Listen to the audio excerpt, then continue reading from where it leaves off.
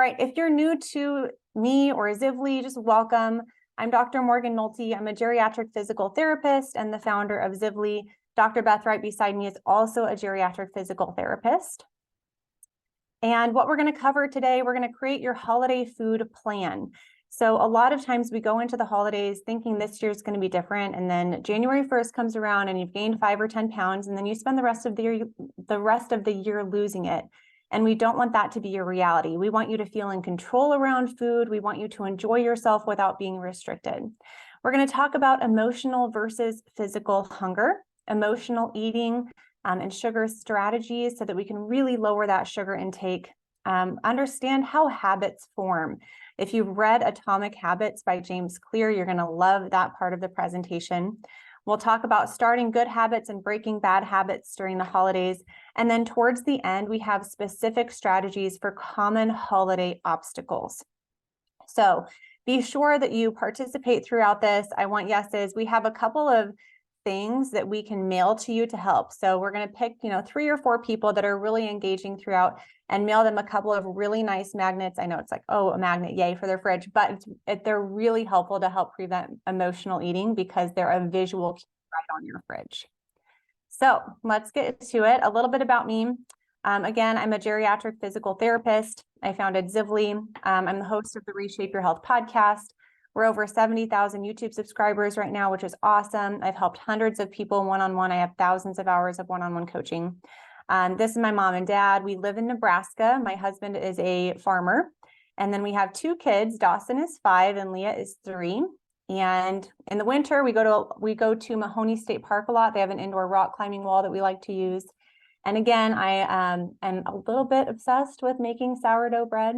So that's kind of my exception food. I just love it. I think it's a fun hobby. And then here's Dr. Beth. She's also a board certified specialist in geriatric physical therapy, a previous mentor for geriatric physical therapy residents. She is a Zivli integrator and health coach, almost 8,000 hours of direct patient care. So we're both very experienced. I started Zivli because I felt like in traditional geriatric PT, it's too little too late. We're getting them in their 80s and their 90s when these decades of unhealthy habits have really caught up to them, and it's harder and harder to reverse disease the longer it occurs. So we really are passionate about disease prevention, reaching people earlier in life to help them change their habits. That is what we're passionate about. Specifically, we focus on a condition called insulin resistance. We're not educating on that today. We do have resources we'll share at the end on how you can learn more for free on our YouTube channel about insulin resistance. But Zivli actually means to live a low insulin and inflammation lifestyle. I completely made up the word, but it is meaningful. So let's get to it. I would like a show of hands, or maybe type yes in the chat if you've ever thought about or learned about the differences between emotional hunger and physical hunger, because that's where we're starting this training today, is just outlining the differences. So if you have studied that, if you are aware of the differences between emotional and physical hunger, put a yes in the chat so I can kind of know where people are at. Yes, yes, yes, for sure. Great. So this is going to be a good review. Emotional hunger is what we usually deal with more during the holidays. It comes on quickly. It feels like it needs to be satisfied instantly. So if you're a woman and you've experienced like intense chocolate cravings during PMS, or maybe yours are for like salty things, that's emotional hunger, triggered by hormonal changes. But you're craving specific comfort foods that are salty, sweet, they're high in carbs, you're not satisfied. It may cause feelings of guilt, shame, or powerlessness. The other things, woken the bear is emotional hunger. It includes nostalgic hunger, and that really comes into play during this time of year, right? Because if we are experiencing nostalgic hunger, that's like someone had emailed, grandpa's peanut butter balls, or sugar cookies that are only available this time of year that are just so nicely decorated. Nostalgic hunger really comes into play when we have food cues around that aren't around all the time.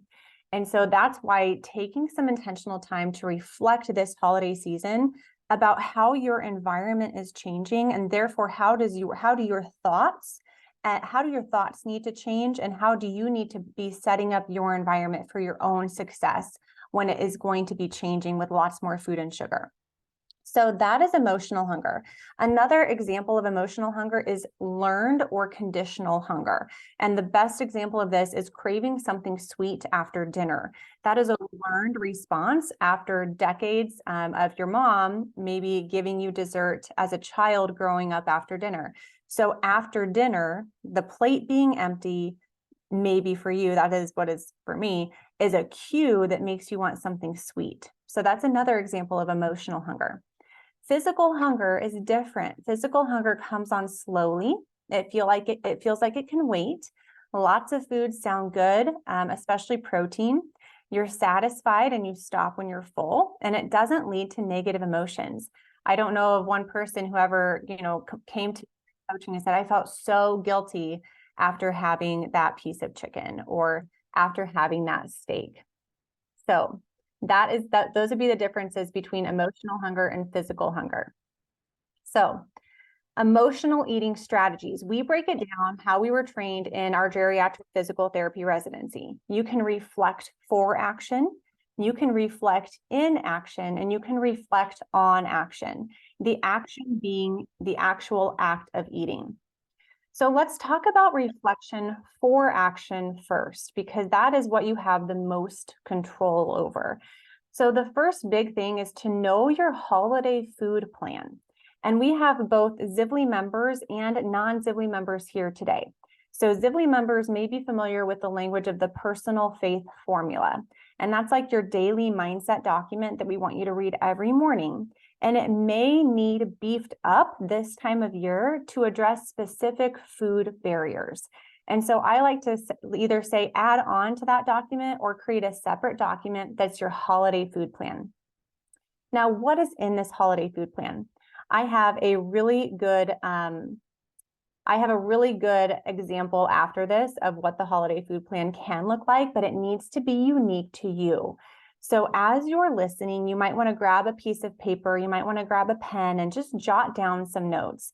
But I want you to commit to giving yourself 15 to 30 minutes in the next 48 hours. That's my challenge to you, to create your holiday food plan. So the first step is to know your why. Why is it important for you to lose weight and or get healthy or just continue to be healthy? How does your life change? How do the lives of your loved ones change? For me, it's important to be healthy so that I have the longevity needed to positively impact my children and grandchildren's lives, so that I have the energy and mental clarity to show up in my greatest capacity at work and at home as a wife and a mother. That is why my physical health is so important to me, because it's directly tied to my ability to reach my highest potential. So another thing that goes into this holiday food plan is to know how you want to think, feel, and act around food. If you're going into a situation like, oh, I'm going to feel so restricted because everyone else is enjoying the drinks and the sugar and I can't have it, that is not the right mindset to go into that situation. So we're going to talk about, okay, what is the right mindset? And then adding affirmations. If you're a person of faith, this is a great time of year to lean into your faith and add some Bible verses or just scripture verses on what backs your beliefs up, and then write it down. Very important. Write it down, read it at least once a day. We have, if you follow the podcast later in January, we have a lesson, or early in January, we have a lesson coming up about why this is so important, or a podcast episode. And it's a lesson directly from our course on auto-suggestion, which is essentially how your brain learns new things, how your brain learns to act and behave differently than what you currently are doing now. So stay tuned into the podcast because we have really good episodes coming out about that. Okay. Speaking of the podcast, I interviewed this guy, Martin Schur, and he's in his 70s and he ran his family business for a long time. This episode is not live yet. It's going live next year. And he had, after he retired, he said, I am going to figure out this weight thing and I'm going to lose weight and I'm going to keep it off. And I'm going to use the skills that I developed as the CEO of my company to become the CEO or chief eating officer of my own life. And so he calls it the unstoppable, Compassionate Chief Eating Officer Pledge. So this is kind of like his personal faith formula or food plan. And this may resonate with you, this may not. Pieces may not, but that's why you're getting access to the slides and why I want you to take notes. To say, oh, I really like that line. I really want to remind myself of that every day. So I'm going to read it out loud. I am the unstoppable, compassionate CEO of my mind, body, and spirit. I control food. Food does not control me. I eat to live now. I no longer live to eat. Food is simply fuel for my body. So I eat what I need the most, not what I want the most. So this is something he came up with, the nutrition score rules, period and end of story. So I manage my nutrition score. That's probably not applicable to you. My mindset is now how little I can eat, not how much. This is the only line that I'm not crazy about because so many people undereat protein. So I don't want that to be your mindset, like, well, how little can I eat? I think we'll talk a little bit more about how to structure your plate accordingly to be sure that you're fueling your body.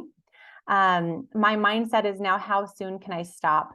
I eat to satisfy hunger only. I no longer eat for comfort. I no longer eat for entitlement. I no longer eat for reward. I no longer eat for celebration. I no longer eat out of boredom. I no longer eat because I am excited. That's my big one. Excitement eating is that's one of my biggest barriers. I no longer eat just because I have a craving or want something. And I no longer eat just to clean the food off my plate. I avoid the uncomfortable feeling of fullness forever. I thought that was a pretty powerful line. I select more whole, healthy, nutritious food. I sit and eat slowly, savoring every bite. I'm sure there's so many women in here getting ready to host Thanksgiving. And that's a big challenge for you, is standing and grazing kind of all day while you're cooking. That's a nice reminder. I stop at satiety 66. I asked him, what the heck is that? And he said, on a scale of 0 to 100, how full do I want to be? I want to be at a 66. He just chose a random number. So I think that's kind of a nice, helpful tool. If you stop at satiety, whatever that number is for you, and you tell yourself every single morning, I stop at satiety 66 or whatever that is for you, when you're sitting down to eat your meal and you're feeling yourself closer to 70, 80, you're going to be triggered to remember, oh yeah, I stop at satiety 66. I'm full. I don't need any more food. In fact, this is funny, the hungrier I am, the slower I eat, and the slower I eat, the more I enjoy food. This is just for him, doesn't have to be for you. Every day is an opportunity to lose 0.2 pounds. I succeed in the moment, one moment at a time, and one day at a time. I love that. I love this one too. I have an abundant, unlimited supply of willpower that never ends. I exercise for health, fitness, and enjoyment, and no longer for weight loss. And I create my own new healthy, itsy bitsy, teeny micro habits for me to use for the rest of my life. Because I am the unstoppable, compassionate CEO of my mind and body, and I 100% believe that I will weigh X number of pounds, and I 100% commit that I will weigh X number of pounds, and I 100% will stay determined to weigh X number of pounds and stay within 3 pounds of that weight for the rest of my life. So this is a man that has committed. And so the first step in this entire Healthy Holidays journey is to commit right here and right now that you're going to do things differently this year. And he really dug into his own barriers. And you're going to have to dig into your own barriers and create something like this that speaks to your barriers. And then write it down, read it every single morning. But I loved that example and I wanted to share it with you. So another thing that I found so helpful when starting to eat less sugar was watching things that motivated me to eat less sugar. Understanding the negative consequences that excess sugar can have on your brain health and your body is so important. So the one that really got things started for me was this Fed Up documentary. That Sugar Film is one. The Obesity Code is a book by Dr. Jason Fung. I have a series on YouTube about getting over your sugar addiction. And then if you like to journal, you could use this journal prompt and use that and then incorporate it into your healthy food plan that you're going to read every day.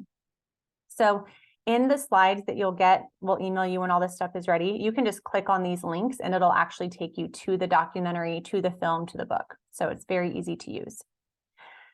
More ideas for reflection for action. So, but before I move on, I want to know, are there any questions, any thoughts about that healthy food plan? So if you kind of really resonated, I'm going to go back and I want you to just type in the chat, like what lines really hit home for you in this CEO plan Martin came up with? What lines are the most impactful for you that you want to put in your healthy food plan?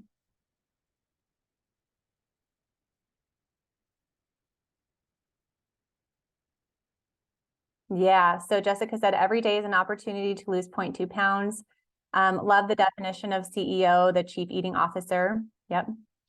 I eat to satisfy hunger only. Stop at satiety 66. I eat what I need the most, not what I want the most. I like that one too. Awesome. Unlimited willpower, sit and eat slowly, savoring every bite. You guys, this is awesome. So I want you to remember these lines. Remember them. Don't just take this in and then forget about it. That's why you have to write it down. Awesome. So keep that reflection going. Keep that going in the chat. So more ideas for reflection for action. If you are a people pleaser, I would like you to put yes in the chat. And I am going to say recovering. If you're recovering, you can put recovering in the chat too. This is a hard one. You guys, being a people pleaser around the holidays can be very difficult because there's a lot of food peer pressure and you don't want to offend people by saying no to their food. But at some point, like, we have to stop that. And so maybe in your holiday food plan, you write, I am not a people pleaser. I choose foods that fuel my body, or I eat out of my needs, not what other people want me to eat. Something like that, something to address that people-pleasing tendency. You want to be writing that down and telling yourself that every day. Practicing mindful eating. So we have some strategies on that coming up. It's very important to get at least 30 grams of protein per meal. And that can be like 4 to 5 ounces of chicken or steak or turkey, but you want to be prioritizing the protein first. And staying hydrated by drinking about half of your body weight in ounces of water a day, or until your urine is light yellow or clear. So those two things are going to be the most important habits aside from this daily mindset work to focus on going into the holidays and through the holidays. Water, not coffee, not alcohol, water, and at least 30 grams of protein per meal. Will you drop in the Ultimate Food Guide link in case? So we have an Ultimate Food Guide. It's free. You can download it. And it actually tells you how to calculate your daily protein needs. It has food tables with all the animal proteins, all the plant proteins, and then like serving sizes to get 30 grams per meal. So that's a really helpful resource that you can use during this time of year to be sure you're reaching that goal. Healthy fats and fiber are always great. The Ultimate Food Guide also has tables for healthy fats and fiber. Connect with people you love. And I'm going to put an asterisk on that, like in meaningful ways to you. And I don't know about you guys, but I feel like sometimes this time of year, you're in big groups and it's kind of like chit chat or just kind of chaos. I love sitting down with somebody one-on-one and having a conversation with them. And so think about, how do I like to connect with people that I love, and be intentional to do that. Another thing that we're doing as a family, we're going to, I think it's West Side's like Christmas pageant in Omaha. They have live animals. And I'm like, I want my kids to see that. That is going to fill my bucket this season, to see the joy on their face when they see angels coming down the zip line and all that stuff. So think ahead, like, what are some intentional experiences that you want to create that will fill you emotionally right now? Because this can be a difficult time. It can be a time of stress and emotional drain, and all of that will contribute to emotional eating. So aim to sleep 7 to 8 hours per night. That's important because when you're sleep deprived, your carb cravings actually go up. Your hormones change. You are hungrier the next day. And then if you want to track your food, you can do that. There's a link there. It's zivli.com/macros if you want to put in the link. We have free videos for how to start tracking your macros. That might be too much for you right now. I don't know about you, but if I feel like my nutrition is changing, then tracking macros is not the easiest things to do this time of year, but it can be helpful to track your protein. A couple other strategies that you can consider for reflection for action to prevent emotional eating. That's what this is all about, prevent emotional eating. Make daily movement a priority. So I want a show of hands or a yes in the chat on, are you moving at least 10 minutes a day? So 10 minutes a day is the goal during this season, because a lot of times we get in, yes, yes, yes, I'm seeing a lot of yeses. We get in this all or nothing mindset of like, okay, well, if I can't exercise for 30 minutes, then it's not worth my time. It's always worth your time to move your body, especially for your mental health. Find a time for relaxation, 30 minutes per day. You guys are going to think I'm crazy, but I really struggle with this one. I struggle sitting down and just turning my brain off. And so what I did, I don't know if it's going to work, but I wanted to. I purchased like this face mask, and it's like different light therapy, like red light therapy for your face. And I'm going to use that every day just because I want it to slow me down during this season. And so I can't be on my phone or anything because, you know, it's a weird mask. You just kind of have to be there. So maybe you need like a meditation app. There's several meditation apps. The Pause app is a really nice one, Headspace. But if you can carve out some intentional time for quiet, restfulness, that's going to help reduce your stress and reduce emotional eating. I love this one, proactive boundaries around sweets. Yeah, someone said, I have that mask too. Good. Take note of this, Beth. So Christine said, my husband sabotages my efforts. Christine, if you can stay on till the end, I would love to troubleshoot with that, like one-on-one. So can you make a note of that if Christine is still here? Okay. Proactive boundaries around sweets. This is what it looks like for me on a general basis.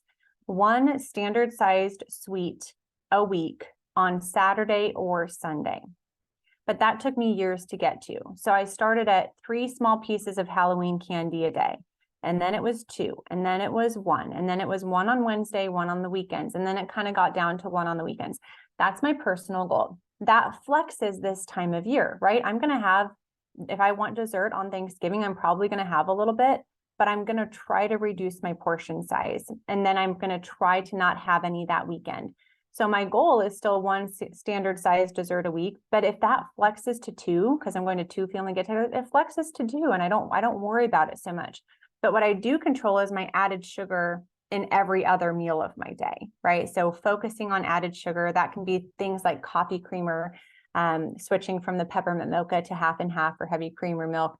Those little swaps can like save your sugar for the stuff that you really want. And that's really helpful this time of year.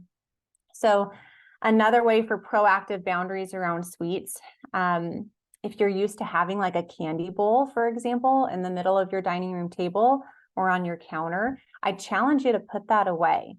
And when it's out, like if you have company over, just change your mindset around it to be like, that's not my food. Or what I think is really helpful is don't look at it. So it's like out of sight, out of mind is really true. The more you just sit there and stare at the candy, the more you're going to want it. But I found that when I was trick-or-treating with my kids, I intentionally didn't even look at the candy. I looked past the candy, I looked around the candy, but reducing the visual stimuli to the sweets will help a lot. Even if you put it on a different counter so that it's not that automatic place, that will help. This is a great tip. Start practicing mini sweets fasts now to build your self-control muscle. So I gave you my example, yours can look different. And then a journal prompt for this one could be healthy boundaries around sweets for me look like, and then, you know, whatever it wants. So I would love your feedback. If you have something top of mind, or if you have something on your heart right now on what would be your ideal sweets boundary, put that in the chat.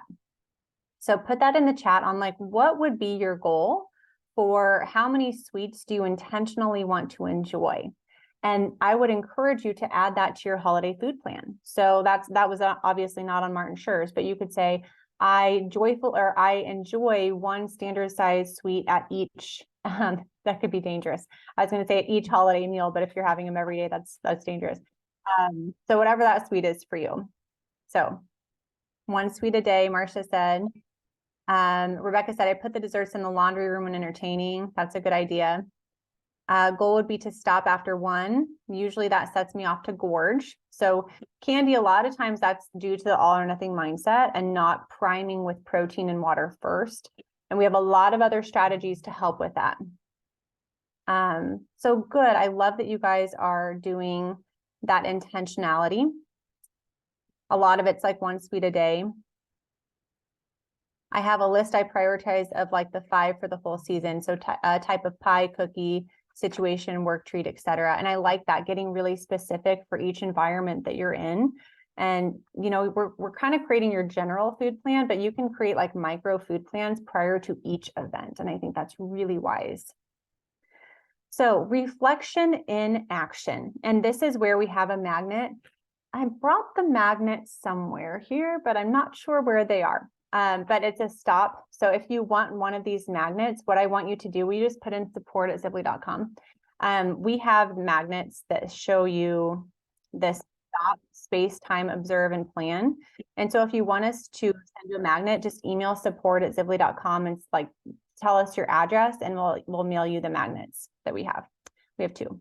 So what this is, this reflection in action is my go-to strategy for the moments in time where you're like, oh my gosh, I had 1 piece and I just want to gorge, you know, just like Kenny said, or and I want more, or it's Tuesday and I said that my boundary was that I could have a sweet on Wednesday. What am I going to do here? So STOP stands for space, time, observe, and plan. So you want to create space, physical space between you and the food. Go into a different room, move the food into the laundry room, bless you. Go on a walk, do something. And then time, give yourself at least 2 minutes. You need at least 2 minutes to do the following 2 things, which is observe and plan. So if you want to set a timer on your phone, that's a good idea. But you're going to observe like, okay, am I actually hungry? Or is this emotional hunger? Do I really want that? Or is this an instant gratification thing? Am I actually stressed out? Am I actually tired? Am I suppressing emotions? What do I need right now? And then you make your plan. And obviously, usually that plan is going to include choosing strategies that don't involve eating the food. So that can be chewing a piece of gum, brushing your teeth, or using mouthwash. I highly suggest whenever you're going to a party, potluck, anything, pack gum and toothbrush or mouthwash so that you can have a stopper at the end of your meal. And a stopper is something that you put in your mouth that's a cue to stop eating. So those are the 2 biggest things that I would recommend. That can go in your food plan. At the end of each holiday meal, I put a piece of gum in my mouth and I'm done eating for the night. Something like that. So tell your brain what you want it to do. Drinking a big glass of water, using a distraction technique. So my dad's technique, for example, he always says, I have to get up from the table and he'll go rinse the dishes off. So that's his technique to stop eating. Going for a walk is a great strategy, starting a game, looking at photos, playing with your kids or grandkids. Coffee or tea can also be a nice like stopper for a meal, very simple. Tell yourself you can have it later. So, you know, if you're in this stop space, and you're like, I really do want it, just say, okay, if you still want it in 5 or 10 minutes, you can have it then. And then remember the 3 magic words, just no, thank you. That's always a strategy. Martin Schur, the guy who wrote that Compassionate CEO Pledge, he had a really good tip to count to 3 before you eat. So that's another good strategy. If you just start that now, I actually have that on my personal faith formula. I count to 3 before I eat. I don't always remember, but I know that if I tell my brain that enough times, it will start to remember. So I want to know, like, what on this page is your favorite strategy? What do you see yourself using at the party? Maybe if you're hosting, what's going to be your plan for when you want to keep eating, but you want to stop eating more? So chew gum, licorice spice herbal tea after dinner, for me, satisfies the sugar. That's an interesting, I have not had that. Thank you for sharing that. Mouthwash or gum, sip water. I have used not in my food mantra. Something like that. Gum always works for me. The gum is convenient. Brush teeth or gum, drinking herbal tea. Yep, good. Chew gum. Get up from the table, do something else like play a game. Yep, I love all of those. And also, you guys can plan this ahead of time. Again, so even though it says reflection in action, in your mind, you can be like, okay, right when I'm done eating, I'm going to suggest that we go for a walk, or I'm going to suggest that we start a game, or I'm going to get up and do the dishes. So reflection in action, I think it's helpful to have some mantras. So if you want to add these to your food plan, that can be really helpful. James Clear has a lot of stuff in his book, Atomic Habits. So am I doing this for present me or future me? Is this extra cookie for present me or future me? That's a great question. We like to say, set your future self up for success. So make choices now that serve your future self, not your present self. This is such a powerful line. The cost of a good habit is in the present. The cost of a bad habit is in the future. So like diabetes is such a great example of that. Like it can take decades to develop. But the cost of a bad habit, the actual diabetes, the actual lung cancer from smoking, that consequence is in the future. So every action you take is a vote for or against the person you wish to become. That's a really powerful one. If you're tempted to skip a workout, you can say, every time I skip a workout, it's easier for my future self to skip a workout. So I'm going to choose to do even 5 minutes. And then building a new habit is not a finish line to be crossed, but a lifestyle to be lived. And that's why, Zivli is a lifestyle. We don't advocate diets. We don't advocate foods that are off limits, because we think we have to consider the whole person, their mental, emotional, spiritual, and physical health. It's all rolled in one. So we did reflection for action, reflection in action, which is primarily that stop method. Again, please email support@zivli.com if you want us to send you a magnet with the stop framework. It's like a 3x5. You can put it right on your fridge and you can be reminded of that stop. And then reflection on action. We have another excellent exercise for you to go through. I want you to pay attention and maybe come back to this if you experience an overeat over the holidays. So when we're talking about reflection on action, I want you to recognize that any result is the end product. What starts the result is a thought that produces the emotion and then the action, and then you get the result. So here's kind of an example of this. I'm missing out on celebrations if I'm not indulging in food, sweets, or alcohol. That is a thought, right? And then that leads to the holiday memories are about the people I'm with, not what I'm consuming. So that's a different thought. So you can see here what we're doing is we're identifying those thoughts that lead to emotional eating, and we're choosing a thought that creates a different emotion, action, and result. Another thought is I'm stressed and I deserve a treat. I've thought that one many a times after I put my kids to bed. The other one are there are other activities that will help me relieve stress more effectively than a treat. And then another one is I have to eat all the leftovers. And then the solution to that could be I eat to fuel my body. And one thing that might be helpful for you in this time of year is think about when you grew up, did you grow up in food scarcity? Or did your parents grow up in food scarcity? And a lot of times that will really lead to, finishing all your food as an adult because you feel guilty or you were shamed as a child for not finishing your food. And so those beliefs were handed down to you, but your current reality, I hope, is that you're not living in a time of food scarcity. You have an abundance of food, and you finishing your food does not make up for the fact that someone else doesn't have food. So really digging into those beliefs around food and food scarcity and where those came from, I think can be really powerful. So let's talk about this clear strategy. This is what I want you to go through if you experience an overeat or an emotional eat. We do this a lot in coaching. So the clear stands for, the C is circumstance and context. The L is your line of thought. Your E are your emotions. The A is action, and the R is result. Okay, so CLEAR.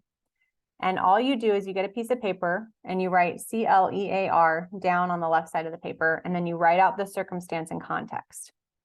So let's go over an example. We had this in office hours recently. One of our members, she's lost a really good amount of weight, and she was in the grocery store. It had been a stressful week at work. And she was like, I saw the cookies and I just bought them. And then I ate some of them. And I thought, okay, let's back that up and go through the circumstance and context. Well, it had been a very emotional week at work for her. And she had, I think, family company over that was kind of adding some stress and adding some sleep deprivation. It was kind of that perfect storm, which the holidays can be if you're stressed and sleep deprived and you're around a lot of food, to be overeating, especially overeating sugar. Recognize and give yourself grace and understanding for the context and circumstance that led to the line of thinking, which was essentially those look good, and if she had maybe a little bit more sleep, more rest, she would have been able to catch that thought and be like, they look good, but they're not going to feel good on my body after I eat them, or they look good, but they're not serving my health, something like that. So the line of thought was that the emotions were, I'm just tired, I don't care. The action was she ate the cookie, and then the result was she got to learn from that. So one thing to really do is never beat yourself up, never shame yourself, never guilt trip yourself. We want to be I love the phrase, you either get the outcome that you wanted or the lesson that you needed. And so if you ever experience an overeat, that's not the outcome that you wanted, but you definitely got a lesson there. And you're going to have to discipline your mind to look for the lessons in every single circumstance so that you don't keep repeating the same negative or self-sabotaging behaviors. So I hope that this is super helpful. I would suggest maybe taking a screenshot of this and putting it on your desktop so you can pull it up later. This is very insightful. So let's talk about the emotional eating loop. And this is kind of based on James Clear's, the 4 stages of a habit. Everything starts with a cue. So let's go back to that grocery store example, right? She was stressed. I don't know if she was hungry, tired. Maybe you're mad, bored, you want a reward. All of those emotions that are triggered by a thought can be a cue. And if you can really get good at identifying your personal cues for emotional eating, that is going to be a powerhouse. And I have a podcast episode, I don't know if you're able to find it, and it was all about identifying your own emotional eating cues. It was pretty recent. So what happens then when you have a cue, you experience emotional hunger and a craving. The cue might be seeing the food. It could be seeing an empty plate. It could be the emotional excitement. Remember, everyone has different cues. You have to identify your own cues.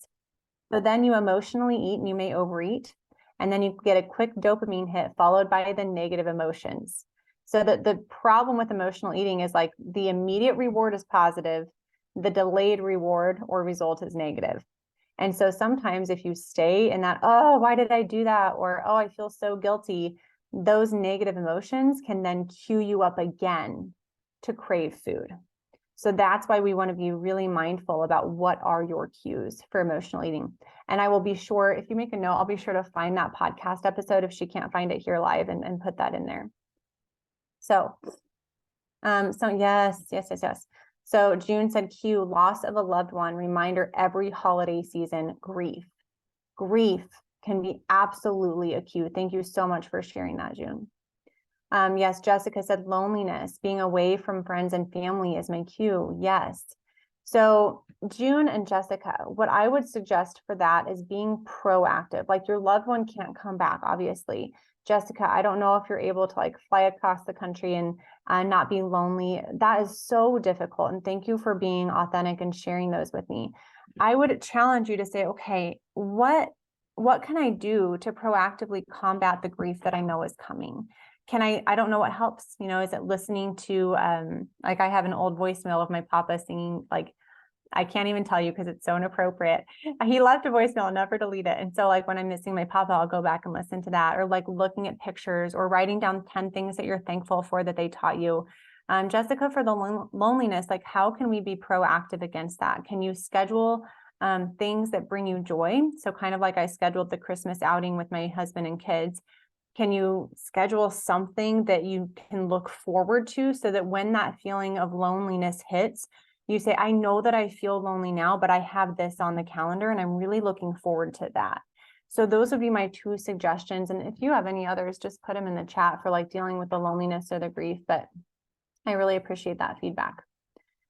So when we're starting a good habit, there are 4 steps. So maybe your good habit that you want to start this season is drinking your water or eating at least 30 grams of protein a meal, or what I would really strongly suggest is creating that food plan and reading it every day. Doing a daily mindset routine, I believe, should be the first habit that anybody implements. Make it obvious. So write it out, put it maybe, I have mine like right on my table, right beside where I drink my decaf coffee in the morning. Maybe you create an audio voice, like an audio recording on your phone, and you listen to it every time you're commuting to work. Maybe you put it on your phone, maybe it's the screensaver on your desktop, but make it obvious so that you remember to do this new habit. Make it attractive. Sometimes my daughter Leah scribbles all over it and then I rewrite it because I don't like when it's all messed up. Make it easy. So make it simple, make it short, make it speak to you. If it's too much, your brain's not going to want to do it. And then make it satisfying. So there's a lot of different things that you can do. Like if I do this 7 days in a row, I'm going to go buy myself a new pair of earrings for Christmas, or I'm going to buy myself a new top or something like that if you really need that. But usually making it obvious and easy is good enough to start an easy, good habit. So another way to make it obvious is put it on your calendar. Make it a recurring reminder every day on your calendar. Read your food plan, or read your personal faith formula. Using habit stacking. So I always do mine with my coffee in the morning. I'm always going to be drinking that. So I habit stack it. You stack one habit on top of the other. Stack a desired habit on top of an existing habit. Another example is like my son has sight words for kindergarten. And so we habit stacked that on like right before we read the bedtime book, which we do every night. Now we do our sight words and then we read the bedtime book. Design your environment so good habits are visible and bad ones are invisible. So always keep your water right beside you.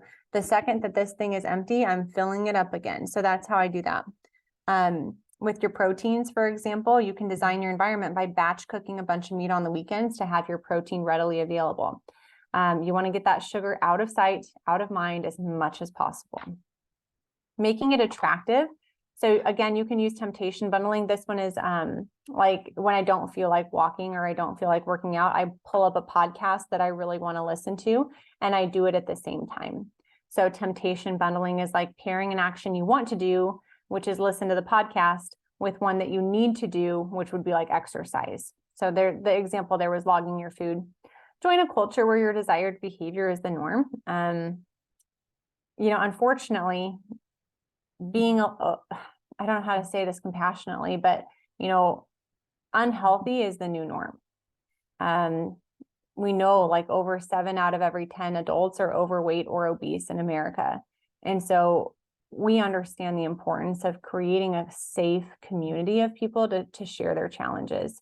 And even if you just have one buddy throughout this holiday season, it can be us. You can email support@zivli.com. If you need a buddy, we'll be your buddy. You can message me on Instagram at Dr. Morgan Nolte. I'll be your buddy. But find some sort of support system there. And then making it easy. So when we're talking about like food logging, moving the app to the dock so that you don't have to swipe through, reduces friction. Prepare your environment to make future decisions easy. So setting out your work clothes or your workout clothes ahead of time is a great way to do that. This is one of my favorites. So using the 2-minute rule, any new habit should take no longer than 2 minutes. So if you're like, oh, I really need to work out today, but I have to cook and I need to answer emails, just say, okay, just do the first 2 minutes. Go put your workout clothes on and see what happens. Automating your habits. So there's some example there to log your food from one day to the next. Let's see. Yeah, Christine had a comment. It's like bragging when my friends get together and talk about their illnesses. Yeah. It's a social thing. And if you go out to like Panera Bread or something at like 9 o'clock in the morning, you'll see a lot of seniors there, and a lot of their conversation is centered around their illness. And it's like, or like in the lunchroom at work, when I used to work in a corporate job, like I swear, like every single time I'd go into the lunchroom, the conversation was centered around like the latest diet that people were on. So making it satisfying, using a habit tracker, never missing twice is like a quote from James Clear. So if you missed your workout one day, get right back on track. If you missed your sweets boundary one day, don't just spiral for the next 2 to 3 days or 4 to 6 weeks. Get right back on track with your nutrition plan. And then give yourself a non-food reward for consistency. I tell you what, there was someone who, I don't know if she's still on here, but she had a goal to work out. She's a member and we were in office hours talking. And she had a goal to walk 5 days a week. And I said, okay, great. This is still a newer habit for you. It's not quite automatic. Let's give yourself a reward for that habit. What do you want your reward to be? And she said, I want to get a pedicure. I said, great. Book it today. Book your pedicure today. If you can prepay for it today, do it. But when you do that, you have more skin in the game to follow through. So if you can like stay true to whatever habit you're trying to do, give yourself a bookend of a reward. Say, good job, keep going. So often we forget to do that. And we're actually doing that today. We have a meeting about like the next open enrollment program for Zivli, and an item agenda is a massage, like booking a massage for that. So we book it ahead of time. And then reflect on your wins for the day and week. That's really important. And even like the littlest wins, like a win of mine yesterday was not picking a fight with my husband. I just kept my mouth shut, and I'm like, that is a win. I could have said something. I didn't say something. So it doesn't always have to be weight centered or food centered. It can be relational. It can be reading your personal faith formula or your food plan, but you have to be recognizing what's going right, because as humans, we are designed to focus on the negative for our survival. And that's why 98% of things can go right in a day and 2% goes wrong. And when you're laying in bed at night, you're thinking about the 2% that went wrong. So we can rewire our brains to be thinking about gratitude and what's going right. So now I'm going to kind of fly through this part, but to break a bad habit, what we want to do is the opposite. So especially think about candy and alcohol here. So make it invisible, make it unattractive, make it difficult to get to, and make it unsatisfying. So making it invisible. Reflect on who you're with, where you're at, what time it is, and what activities you're doing when you engage in bad habits. This is kind of those digging questions to help you learn the context and circumstance behind that clear exercise. What time was it? Who was I with? What was I doing? How was I feeling? So like a great example is like popcorn after dinner. Okay, well, it's 8 p.m. I'm on the couch. I'm with my spouse. We're watching TV. Those are all of the contextual clues. And then you're going to reduce exposure or remove cues or change your environment. So whatever that bad habit is, keep the sugar, the nuts, things you may overeat in a separate room from the kitchen. Someone just said it, such as the laundry room. So right here, I want you to think about what is one habit that you're going to be focusing on. Is it sugar? Is it alcohol? Like what is like a bad habit that you know creeps in this time of year? And I want you to put it in the chat. So sugar, alcohol, overeating, and we're going to think about how can we make those cues more invisible. So sugar, Joanne, sugar definitely, overeating sweets, sugar, overeating, alcohol, that's great that you're working on it, both. Not cooking, grabbing fast food. Oh, nuts, yes, nuts. Overeating chocolate, yep. All great answers. And the nuts are tricky because like you can justify, well, they're healthy, you know, but it's, if you're still overeating calories, the weight's going to creep on. Oh, Jessica said skipping meals. Okay. Overeating sugar, nuts, move them further, chocolate and nuts. Yeah. So my challenge to you, like right after this training, go to the nuts, go to the sugar. If you have something right now that's tempting you, move it to like the highest shelf possible. Move it to the back of the freezer, move it to the garage fridge, but make it invisible. Don't make it obvious. Get those, cover them up with oil or something, you know? So make the sweets invisible. And if you can't, then don't look at them. Like, for example, when I used to work in corporate, they always had so much sugar on this break table on the way to the bathroom. So I did one of two things. When I walked by that table, I looked the other way so that I wasn't visually triggered, or I would take a different route to the bathroom. So making it unattractive. Think about the benefits of avoiding your bad habits. You know, that can be, I'm going to be able to fit into my jeans after Christmas. I'm going to have that reward that I set up for myself when I follow through. Thinking about the negative consequences of continuing the bad habit, journaling through these can increase your desire. So making it difficult, we kind of talked about that already. Chewing gum while you're cooking is a nice little hack this time of year. Committing to only eating when you sit down. Tony asked, is popcorn bad? I would suggest not having popcorn in isolation and not having it right before bed. A lot of people who've worn continuous glucose monitors do say that it does spike their blood sugar pretty high and it stays elevated overnight longer. So, yeah, the portion control is also a little bit of an issue with popcorn. So Rebecca suggested like having the small bags, having it with some protein, like a piece of string cheese. So good, better, best, right? And then making it unsatisfying. I just read Dr. Gabrielle Lyon's book, Forever Strong, and she had a client, and I don't know what the agreed goal was, but if she didn't do what she said she was going to do, she had to get a $20 bill and throw it out the window while she was driving. And she said, I only had to do that once. I think it was not eating after dinner. And then I didn't do it anymore. So if you can have a negative consequence for continuing that bad habit, I know that that doesn't sound very fun, but yeah, when he's like, dang. But really, I mean, if you really want to hold yourself accountable, throw money out the window, right? Until that bad habit breaks. That's pretty intense. So let's talk about some specific barriers that came up when people responded via email. So Thanksgiving, Christmas, Hanukkah, Kwanzaa, New Year's, etc.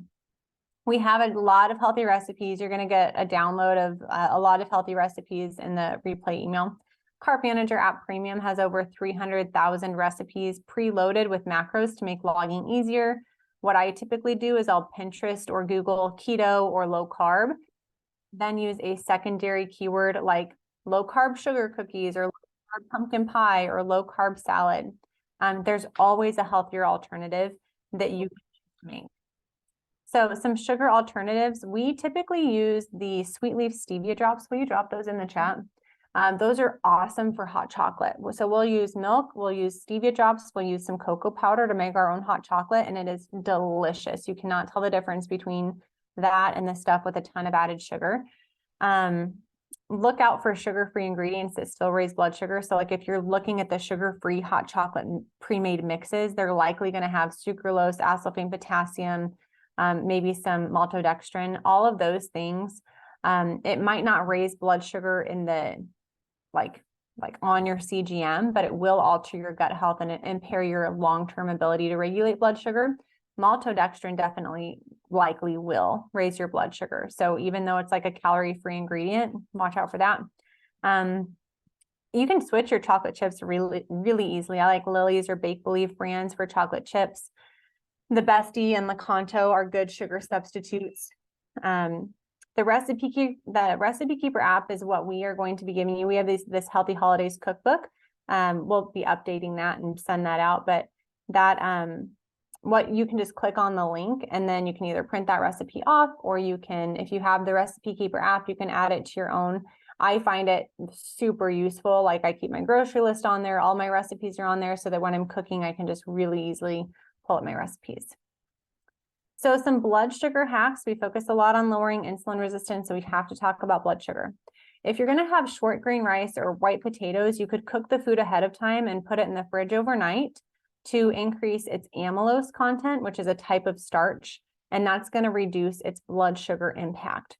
So what I'm going to do is I'm going to make my potatoes. I'm hosting on Saturday. I'm going to make my mashed potatoes on Friday, put them in the fridge overnight, and then reheat them on Saturday.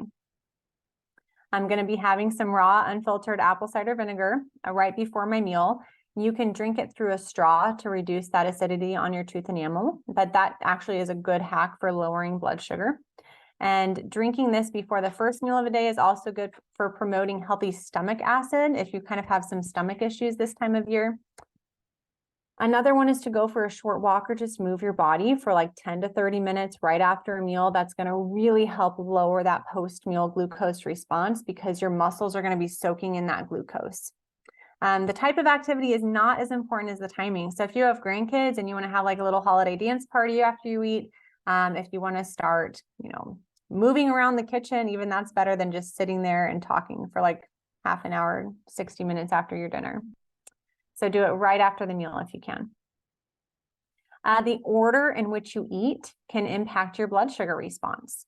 So what we suggest is having the non-starchy vegetables, like a salad that doesn't have a sugary dressing, or like the green bean casserole, depending on how it's made. Sometimes those crispy things on top can be pretty carby.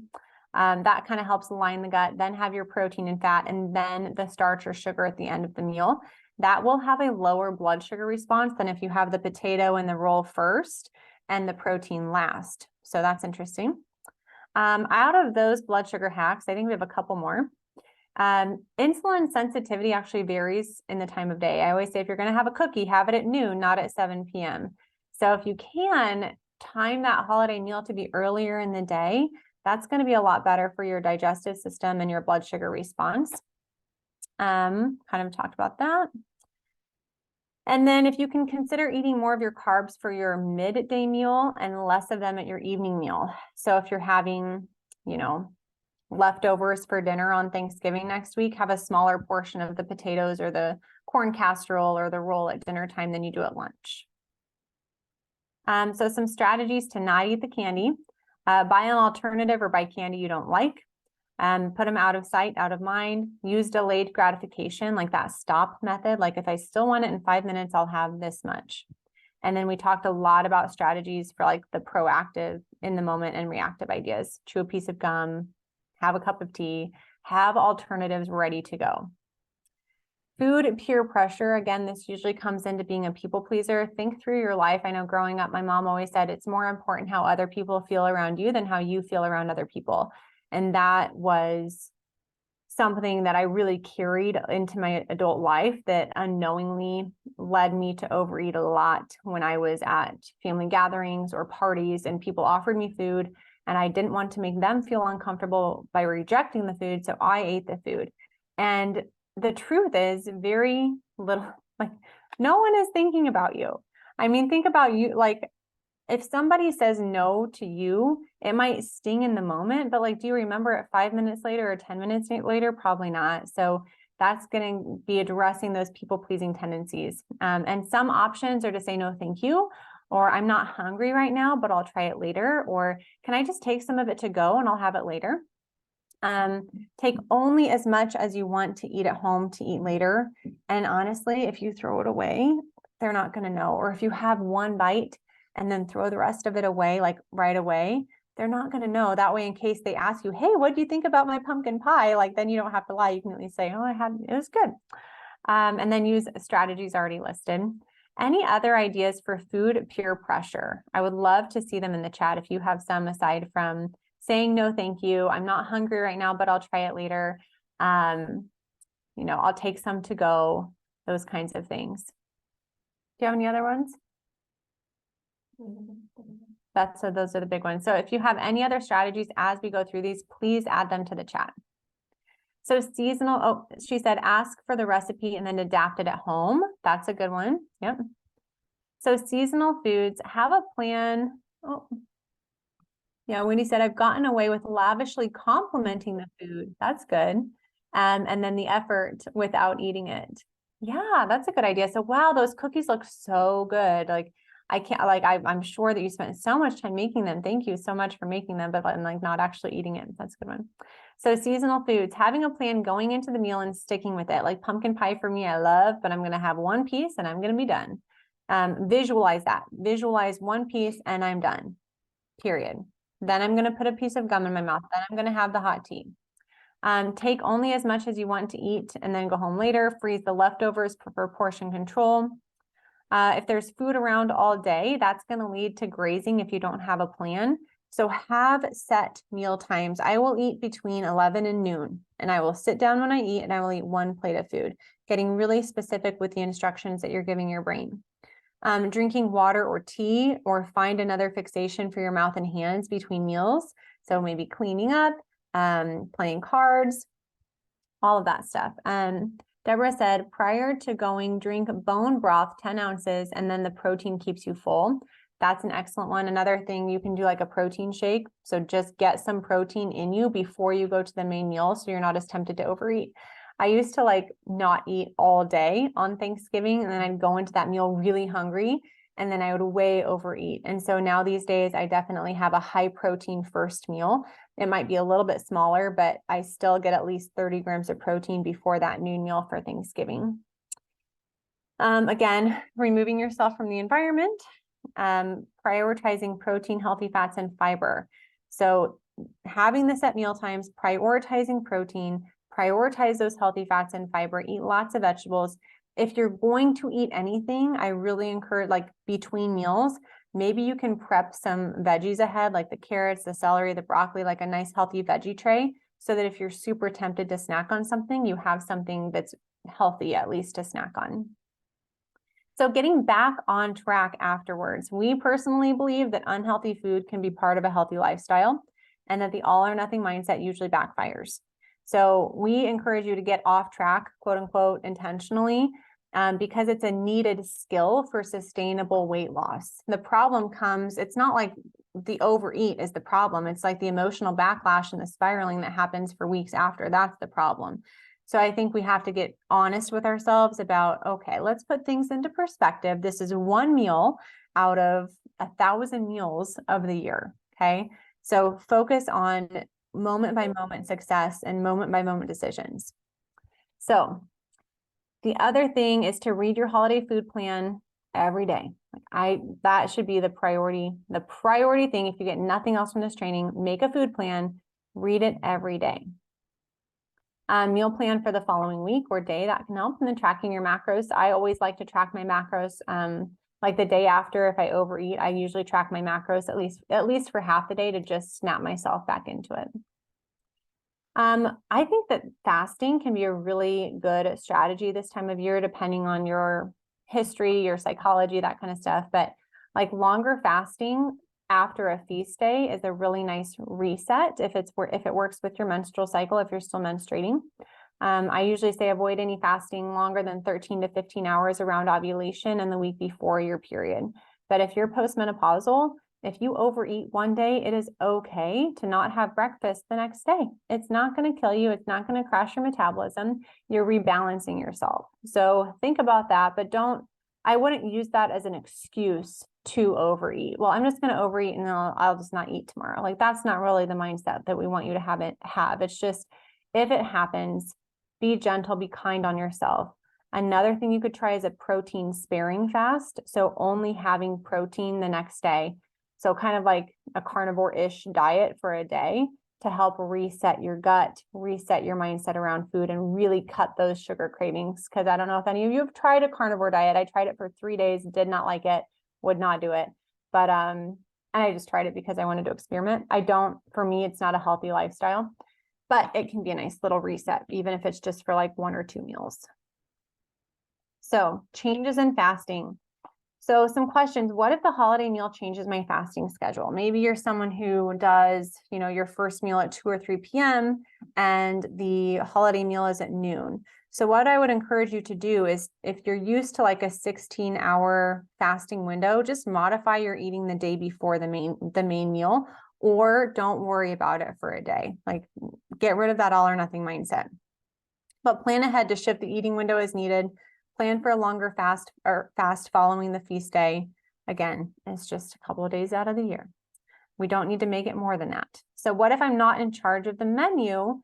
Plan ahead to increase your protein, fat, and fiber intake at other meals during the day to increase satiety and decrease portion size at meals when you're not in charge. Offer to bring a high protein, low carb side dish if possible. Use hacks to control the blood glucose. You can even pack like apple cider vinegar tablets are definitely better than the gummies. So if you want to pack a couple apple cider vinegar tablets in your purse and kind of have them about an hour, that's going to work better than the gummies that are loaded with sugar. So hydrate and control your portions. I use the 1 plate rule, but I don't stack it super high. Sometimes, I don't remember who said this, but they said have white on your plate. Like challenge yourself to have white on your plate instead of just piling up the food. For me, one of my rules is no seconds. If I want it, I can have it for dinner later that night. And then again, boundaries around sweets, starches, and alcohol. Will you put that alcohol podcast in the chat? I did a really nice podcast episode with James Swanwick around alcohol. And I think that was this summer, and I've had like 1 drink since then. It was super motivating for me to not want to drink alcohol. And we know that alcohol impairs your judgment. We know that it increases carb cravings because it's metabolized the exact same way as sugar in your liver. So the more alcohol you have, the more sweets cravings that you're going to have. So just reckon, and it's empty. I mean, I love how he said it's not just empty calories. It's like sugar. Sugar is not just empty calories. They contribute to more cravings. Absolutely shuts down fat metabolism. So definitely cut back on the alcohol. So Tracy asked, do you have a good brand for apple cider vinegar tablets? I don't necessarily have a preferred brand. I would just check the ingredients and be sure that it's like the pure apple cider vinegar with nothing added. Okay, so back-to-back food, multiple big meals on back-to-back days. So see strategies for how to get back on track quickly, see strategies and hacks to lower blood glucose levels. Recognize that just because someone is eating one way doesn't mean that has to be how you're eating. If they're piling their food high, you can control your portion sizes. You can do this. So plan ahead to have the 1 plate rule, keep white on your plate, no seconds, use your stoppers. So these are the kinds of strategies that will work to reduce overeating, but we can't ignore all the proactive stuff, the mindset stuff, hydration, water, sleep, stress management. It all helps to reduce emotional eating. This used to be fine for sure. You want to try everything. You got the scotcheroos, the grandma's lemon bars, chocolate pie, pumpkin pie, all the things. So plan ahead to set boundaries around portion sizes and sweets. Use allowing language. Like instead of I'm only going to let myself have one dessert, say I can have anything that I want. I choose to have this. And I like to remind myself too, like I've had scotcheroos before. I've had those lemon bars before. I've had sugar cookies. Like I know how it tastes. I don't need to taste it again. And so I choose my language very intentionally. I'm using the stop strategy for reflection in action. One time I had a client and she had this exact problem. She's like, but Morgan, there's like pecan pie, there's pumpkin pie, and there's chocolate pie. And I want to try all of them. I said, fine, have all of them. But can you have like one piece one day and then one piece the next day and then one piece the next day to spread out that blood sugar insult that the pie is going to cause, that blood sugar spike? And she's like, oh yeah, I can do that. So play around with your strategies until that's the energy that you get. Oh yeah, I can do that. That doesn't sound too bad, because we want it to be light. We want it to be fun, and we don't want you to feel restricted. Yeah, Rebecca said, I have found that putting gelatin or collagen in tea or coffee helps with cravings. Rebecca, do you have a preferred brand for that protein? Because I've used the Vital Proteins chocolate before, and I found that it was clumpy inside of my coffee. And so I didn't know if you had a preferred brand for that. Someone had said less activity for the holidays.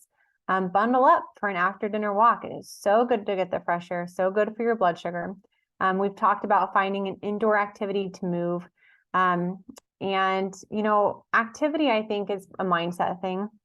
And if we can address our limiting thoughts around why you're not moving, like I'm too busy, I'm too tired, I'm in pain, like all of those are limiting thoughts. So really watch your I am statements, because your brain will do what you tell it to do. And if you're constantly saying, I'm tired, it's going to go looking for ways to prove to yourself that you're tired, because that's what you're telling yourself. So I don't have time for a 30-minute workout today, but I do have time for a 10-minute workout. So really breaking it down like that. So Deborah said, traveling to Disney World, set up to have a refrigerator in the room and take low carb items like boiled eggs, pre-cooked bacon, chocolate, zero chocolates, etc., so that I won't be tempted when eating with family in the parks. We'll try to eat keto type at the parks when needed. And Deborah, someone had told me once that they were like, one of their wins was they were at Walt Disney and they asked for like double protein. So if you do find yourself in that situation where you need to eat, you can ask for double protein, or I don't know, it was like a vegetable tray with hummus or something like that. And she ate what she wanted and she threw the rest away. Let's see. She said, so Candy said, if you make a slurry with the tea and coffee before adding the whole collagen, that helps. Good to know. Okay. I'm going to have to experiment with that.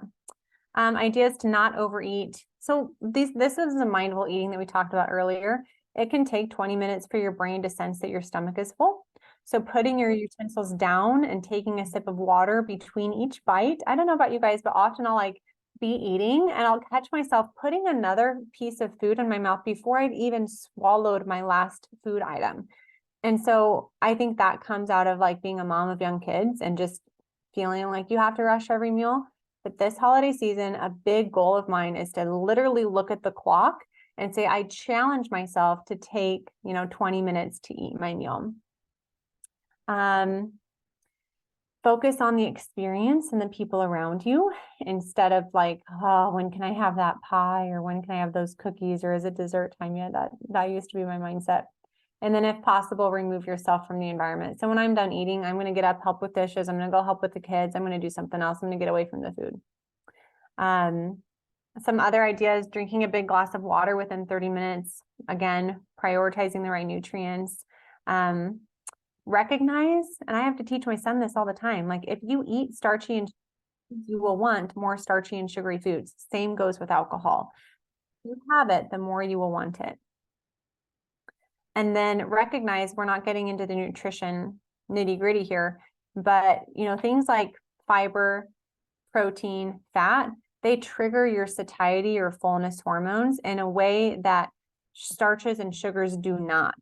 And sugars, especially fructose, will make you hungrier. They actually increase your hunger. So being mindful of that. And then we kind of talked about portion control, only taking home what you want. Once it's gone, it's gone. You can't have any more. And then I want you to type any other ideas that you have in the chat to avoid overeating or to get back on track quickly. And then I'm going to read Rebecca. Rebecca said, Orgain collagen peptides melts directly in your coffee. Great Lakes culinary gelatin needs to be hydrated in a little water before stirring into hot tea. And then I use bone broth to add more protein. Great. Joanne said, I put the collagen with a tablespoon of MCT oil mix and then add it to coffee and tea. Good. So if you had any other, and the MCT oil has actually been like proven to show like it helps with satiety.